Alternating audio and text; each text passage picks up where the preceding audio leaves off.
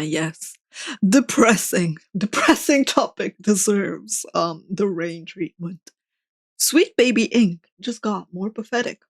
I don't know how it's possible for them to get more pathetic, but hello YouTube and welcome. Na-na-na-na-na-na-na. Na-na-na-na-na-na-na. Just one day ago, The Gamer published an article that's pretty hilarious. The article is titled, Interview with All Eyes on Sweet Baby Inc. The devs are just getting on with their jobs. And as you might expect, the entire article is essentially just running defense for Sweet Baby Inc. Something else funny is that this outlet, as you know, calls themselves The Gamer. And I don't think they even like gamers. Let's see what they have to say. I mean, I was gonna comment on the name of the outlet. It's like, The Gamer. I'm like, okay, bruh. Conceited much? Grant Roberts has been in the gaming industry for 25 years and believes it's now in a worse state than it's ever been. With a seemingly endless stream of mass layoffs and studio closures, it's hard to disagree. Well, it's actually a bit more nuanced than that. Most of these issues are specifically affecting the Western AAA industry. Outside of the West, gaming is thriving right now. And on top of that, even in the West, the indie scene is doing really well. But these sort of corpo gaming journalists keep trying to spin this narrative where we're all supposed to feel bad for these massive AAA Western companies. They never seem to acknowledge the issues at these studios. For example, that they've been extremely predatory to people for years, and how their own decisions have caused them to have massively inflated expenses and absurdly long development times. But job stability isn't the only force at play here. Grant Roberts recently spent 1.5 years working as a narrative director at Sweet Baby Inc., a consultancy company that, like all consultancy studios and games, largely went under the radar until earlier this year. I do find it very weird that studio closures are both celebrated and hated by people. Or not hated, mourned. There will be cases where studio closure is the right move. And again, people kind of forget that it's all about business. Yeah, with Microsoft purchasing a lot more, right? There are going to be layoffs. And things are looking grim if you want to work for like a AAA company. Because, well, they're trying very hard to cut corners even more. They were cutting corners a lot, and people weren't like, boo-hoo-hoo, we lost our QA team. And all the QA jobs were like lost, because now people put early access and use the audience, the consumer, as testers. No one cried about the QA studios that closed down. And it's just like, I'm sorry if I'm a bit insensitive in saying that, yeah, they're gonna do cutoffs, because they are cutting corners even more and more. And also, there are absolutely ridiculous expectations. Like, games that were decently received, that were okay received. People are like, it did not reach expectation. We're not doing a sequel for that. It's kind of like almost putting a gun at the consumer and going like, you like this series? You better eat our slop, otherwise there might not be a second. It's just like, bruh, the industry is rotten, yes. Then all of a sudden, it was because everywhere. It's all about a profit. Hate campaign against the company, which often leads to harassment and abuse of its employees, paints Sweet Baby Inc. out to be many things it's not. For one, it paints them as powerful when consultants have very little sway on what a final game looks like. The tamer detractors target the studio for offering consultancy on diversity, equity, and inclusion, DEI, to a number of AAA projects, while the worst are accusing the team of blackmailing game developers, forcing them to make games quote-unquote woke. Throughout 2024, it has culminated in what many are referring to as Gamergate 2.0, but at the heat of this are people like Grant Roberts, who until recently was one of Sweet Baby Inc.'s 16 employees. What Sweet Baby has not done is show up at game studios and say, hey, we're making your game woke now or else, says Roberts, speaking to me at... Really? I thought there was literal footage of their CEO going like, use fear as a marketing technique and tell them how their game is not going to perform unless. I'm like, you literally just said that. Like, what do you mean? Sure, they don't use the word woke, but they do pretty much say that fear is powerful. At the game industry conference in Poland, Sweet Baby is a work-for-hire company, like a lot of these other consultant companies are. People hire us to do the work. Studios come to Sweet Baby because they want help, because they want to make their game better. Oh. I mean, it's also kind of funny because, like, okay, well, there are massive layouts, and yet people are being hired outside of the company to fix the games and to consult and make them better. And I'm like, They don't have that in-house. That means positions are getting taken from the in-house department.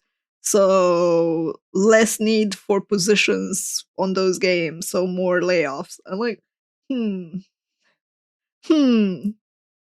Oh, that's funny. Yeah, they want to make their games better, yet they hire people who oftentimes make those games worse. Whenever I see people trying to defend this company, they often cite a few games that they worked on that still sold really well, for example, Ragnarok. But here's the thing, from what I've seen, there's only a few games that Sweet Baby Inc. worked on that still ended up selling really well. And those games are games that have huge teams behind them. What that means is that the influence Sweet Baby Inc. had on those games is minimal. Conversely, if we take a look at many of the other games that Sweet Baby Inc. worked on that are smaller games with smaller teams overall, it's then reasonable to presume that SBI's influence on those games is larger. And many of those games have not done well. In some cases, they've done so poorly that the associated studios actually went through layoffs months after those games released. And in the case of Tales of Kinzerezao and Surgeon Studios, Yeah. their game did so poorly that they've put their entire games division on hiatus. Let's also go back to this part where they say, what Sweet Baby has not done is show up at game studios and say, hey, we're making your game woke now, or else. While SPI may or may not have done that, we have seen Kim Belair, one of their founders, go on record Literally, advising yeah. people at gaming companies to essentially threaten other people at those companies into hiring consultancy firms Yeah, like exactly. SPI, even saying to quote unquote terrify them. Put this stuff up to your higher ups. See?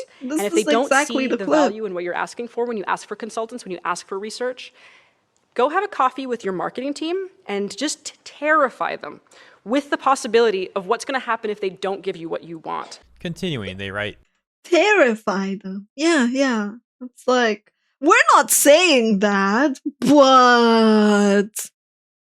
And again, why exactly do we need marketing to step in and change how the game is? Like, excuse me, does no one see the dissonance in priority? Most games that did well were made out of passion, were made out of people wanting to explore things, to try new things, to do things for themselves, to tell a certain story without shoving it down your throat. And they were made with soul in them. Nowadays, it's like the marketing team apparently has the say on how to do the game in the first place and how to change it so that it can quote unquote sell better. Like, that's just wrong. No wonder they do bad. When you just do checkboxes and you don't even understand why you're doing a game in the first place. in October 2023, the discourse around Sweet Baby kicked off on message boards. On these message boards, their work on games was referred to as quote unquote possibly one of the biggest scandals in gaming history. As documented by Kotaku, oh how reputable they are. The post specifically referenced Sweet Baby's work on Alan Wake 2 and Marvel's Spider-Man 2, arguing that the company forced studios to add more diversity to both games. In February 2024, with SSK to JL, it went mainstream, at least in hardcore gaming spheres. Roberts saying, quote, one of the most frustrating parts about the events over the last year and a half is just this incredible level of misunderstanding, both deliberate and assisted. It's not how it works. That's not what we do. We didn't put pride flags in Spider-Man 2. This has all been on the internet. It's all out there. We didn't make Saga Black in Alan Wake 2. That's not what happens. On the surface, these seem like odd games to kick off such a controversy, since both were well received by fans and critics alike.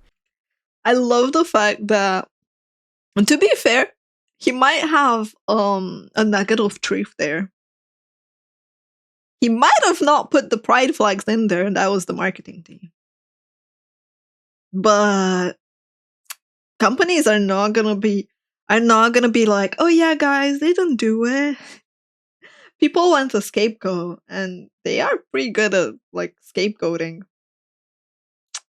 So, did or didn't? Well, I'm sorry to tell you guys, it's all you're known for now. But Roberts feels it's their proximity that drew attention to Sweet Baby, as they launched within days of each other and both became strawmen for a hate campaign. It's amazing how they keep trying to use this rhetoric of it being like a hate campaign. How dare anyone mention Sweet Baby Inc. or criticize them? If these sort of disingenuous people want to actually talk about a hate campaign, we can easily reference what a Sweet Baby Inc. employee attempted to do to Brazilian user Cabrudas, who founded Sweet Baby Inc. Detected, when that SBI employee attempted to get a bunch of people to brigade that Steam account and get it banned. That's an actual hate campaign, on top of targeted harassment. Roberts continues, saying, it fits into this sentiment that it can't possibly be true that these companies want to make their games more inclusive and more authentic. Dude, if they wanted to make it more authentic and more inclusive, Spoiler alert. They were doing it beforehand. We've had insane diversity and inclusiveness in video games from the very beginning. Without it being in every single title, without it being in every single game, without it needing to be a check mark that you put in. It's like, we had that. And it wasn't forced. It just existed. You just need to actually go and look at proper video games from back then that just did it. And no one cared. Because it fit.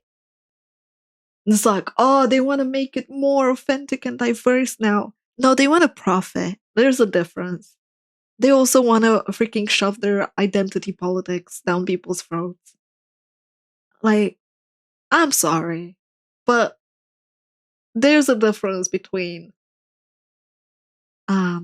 making your game more inclusive and just completely screwing over the story for that. It has to be somebody forcing that on them. Well, you guys know my opinion on this. I'm going to sound like a broken record. I constantly say not to put all the blame on firms like SPI because, yeah, other people at these gaming companies are making these sort of decisions on their own. Regardless, however, that doesn't mean SPI can't be criticized for their involvement. Like, it's not only on Sweet Babying. It's also on the people that hire them that want to make the money and how they are trying so hard to do something instead of just making a good game. Like, cutting corners, trying to raise profits, trying to, like, get check marks just to get some new gamers in, you know, on franchises, completely fucking over franchises for no reason. Like, there are worse offenders than Sweet Babying, but that doesn't mean we can't criticize them. Like, oh no, we don't do any of that. Okay, how about you explain exactly what you do? I still haven't seen a single one of their members just go ahead and show what exactly they do. And I get it, they probably signed an NDA, so they can't talk about it. But take a fictional game and show show the pitch you would do to those companies instead. On top of, as we discussed a moment ago, how Kim Belair has also tried to get people at those companies to threaten others at those companies into hiring consultancy firms. It's really quite a pathetic thing how Sweet Baby Inc. and their defenders constantly try to feign ignorance to all of this. Plus, for example, this guy said that they make games better. So obviously they do have some level of influence. We already know they do, but even according to them, they do too. Yet they constantly deny that. They really want to have their cake and to eat it too. It's also just extremely arrogant the way they say that whole like, oh, we make games better thing. One of the most frustrating aspects for Roberts is that this bad faith hate campaign ignores other aspects of the company's work. Them talking about bad faith and hate campaign, once again, extremely ironic. Roberts saying, Sweet Baby is a narrative development company that is hired by other companies, and sometimes that's for authenticity and diversity, but it's primarily a narrative company. One of the more frustrating things about this whole thing is like, this is what Sweet Baby does. They're the DEI company. So I asked Roberts what a narrative consultant actually does. And spoiler alert, he actually admits that they work on things like DEI right here. He says they check out things like character bios, and that yes, sometimes that takes the form of authenticity, sensitivity, and diversity. He then talks about how companies, whether they're large companies or smaller ones, come to Sweet Baby Inc., all saying, please help us be the best version of what we can be. Imagine going to Sweet Baby Inc. and thinking that they'll help your game become better. That's just hilarious.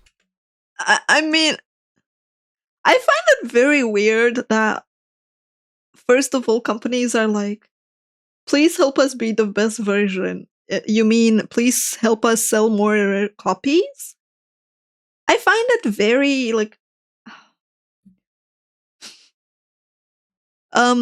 you're supposed to be proud of your product and how you're doing it and what you're doing, and not go to someone else to fix your baby. Like, aren't games supposed to be your love project? Aren't they supposed to be your the thing that you're passionate about, the thing that you poured your heart and soul into? It's like, is that 2000s? Or the 90s thinking mentality?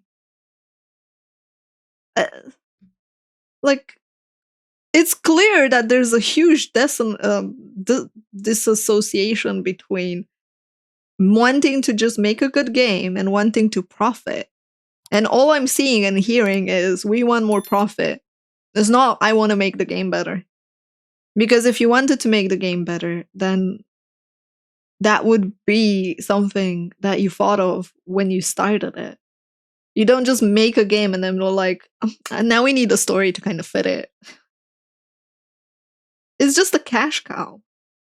This is a far cry from the picture being painted by its detractors, who reduced the work to adding queer characters and pride flags to games. Often Sweet Babies attached to projects it had nothing to do with, as the studio's name has become shorthand for games that include diverse casts or progressive politics. So they must really hate, for example, that DualShockers article that talked about Veilguard receiving this Sweet Baby Inc. treatment. And if you saw my coverage about that topic from the other day, you know that a bunch of corpo gaming journalists were enraged on social media over that line. SBI admitting that they hate that, and these other gaming journalists admitting it too, is only going to make gamers use that stuff more. He continues, you see the YouTube thumbnails, and there's a little Sweet Baby logo on it. Like, I would have loved to work on Dragon Age the Veilguard. That series is great. But no, we did not work on Dragon Age. The list of the games that we did work on is pretty big, but you wouldn't know it by looking at the YouTube thumbnails and posts by people on Twitter. See, they pointed out the Veilguard thing. It's just like the DualShockers example I gave. DualShockers never said that Sweet Baby Inc. actually worked on the game. They were simply referring to things like the bad writing, HR in the room during development, so to speak, as Skillet put it. You know, stuff like that.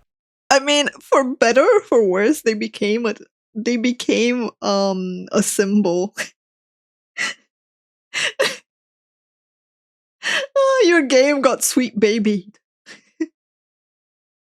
That's presumably the sort of stuff that DualShockers was referring to. And yeah, it looks like Sweet Baby Inc. really doesn't like that. And I'm not even done pointing out funny stuff here. They're mad about people assuming the games that Sweet Baby Inc. works on, but like a month ago, Sweet Baby Inc. removed the list of games that they work on from their own website. Yeah, I did see that. Misinformation online is nothing new, particularly on YouTube and Twitter. With this in mind, Roberts feels like a campaign like the one we're seeing now was inevitable. Skipping down below a bit, they write, however, Roberts would like to see more companies take a stand and speak out against the abuse his coworkers received. Quote, what I personally would have liked to see is more institutions saying that this is wrong, that this is happening, that people are being targeted in this way. That I would like to see more institutions saying this is wrong. And companies taking a stand and speaking against the abuse. Ah, well, you see, you're the scapegoat, Robert.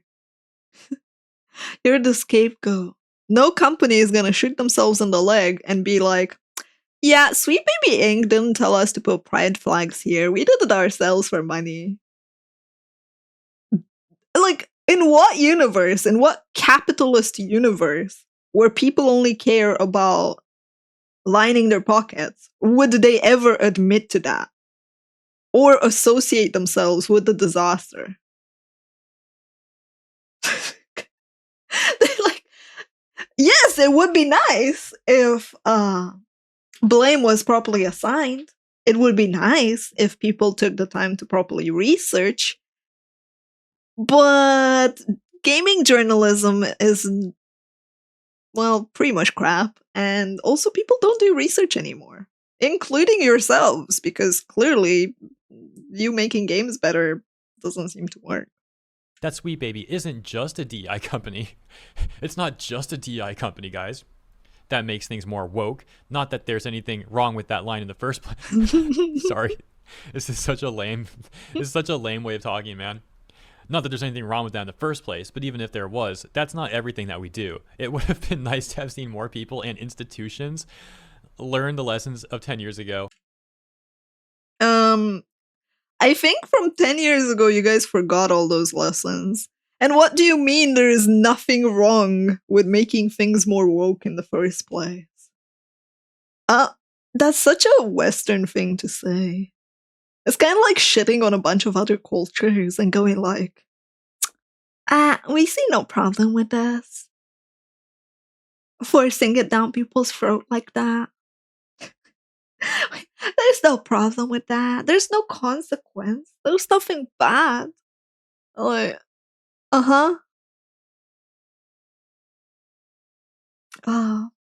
maybe modifying Tolkien's work is wrong.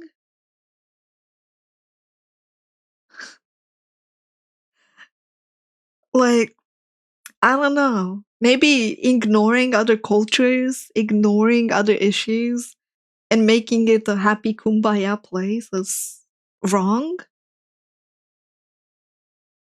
It's like, there is nothing wrong with having diversity, sure.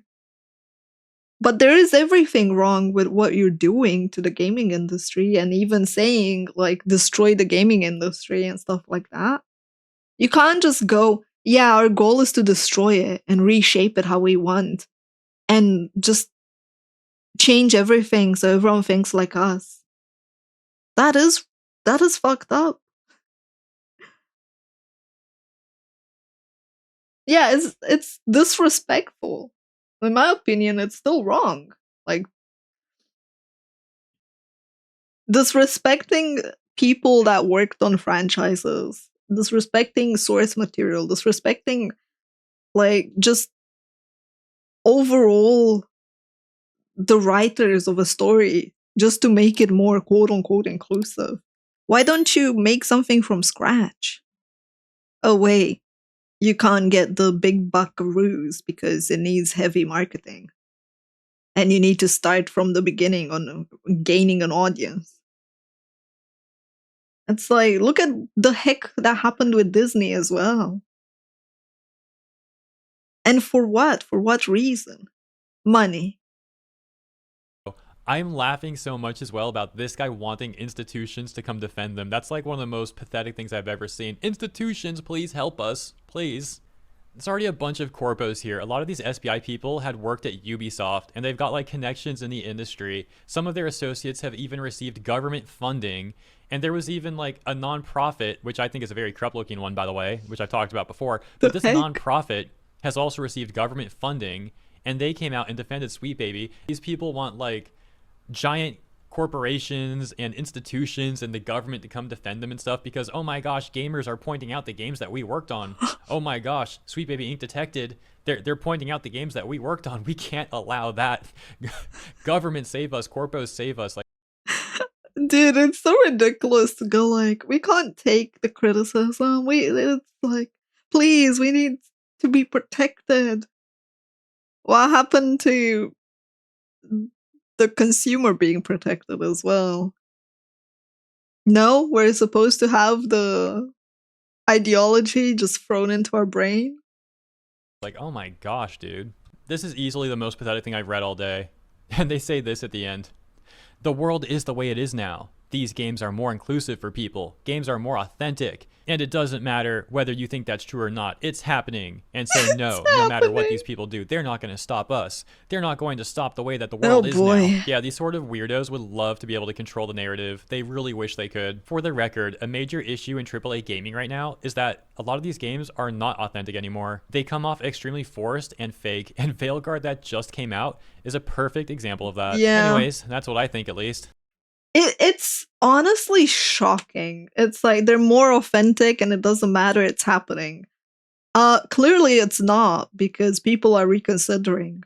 Like, people are actually afraid to release new stuff like this. Ubisoft had to delay their launch. They're delaying it to February to be more protected against Black History Month, which, I'm sorry for them, but Monster Hunter Wilds is releasing also then, so like, I guess it's a good time so that no one sees the shit that they're releasing. But like, wow. Don't they hear themselves? They're just like, it's happening whether you like it or not, just eat our slop, just buy it and be happy with it. It's like, if you're confident in your work, then show that. Don't point and say, you guys just don't know better. I'm serving you 5-star gourmet dish. But you were supposed to like first whiff it and then like twirl around your thumbnails and then play it with your eyes closed. And that's the proper way to enjoy it.